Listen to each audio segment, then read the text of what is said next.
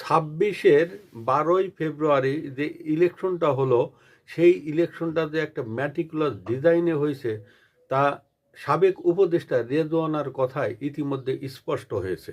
এবং এইটা নিয়ে এখন সারা দেশ তোলপাড়।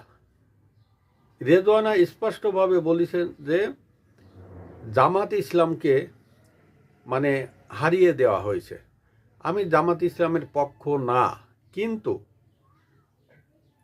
সুষ্ঠু যে ইলেকশন হয়নি সেটা কিন্তু তার কথায় ইতিমধ্যে স্পষ্ট হয়ে গেছে।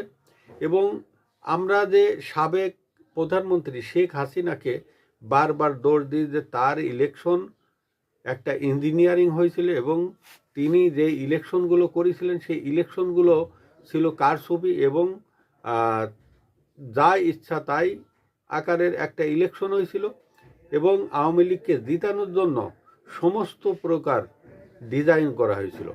কিন্তু সেই দায়টা এবং সেই কালিমা লিপ্ত অবস্থাটা এখন শুধু হাসিনার গায়ে না, এখন এই ইনুস সরকারের গায়েও লাগিছে। এবং বর্তমান যে সরকার আছে এটা যে এই ডিজাইনের একটা সরকার এবং জামাত ইসলামকে কারচুপির মাধ্যমে হারিয়ে দেওয়া হয়েছে সেটা রেজওয়ানার কথায় স্পষ্ট হয়ে গেছে। এবং সম্প্রতি জামাত ইসলাম এটা নিয়ে প্রতিবাদ সভা করেছে।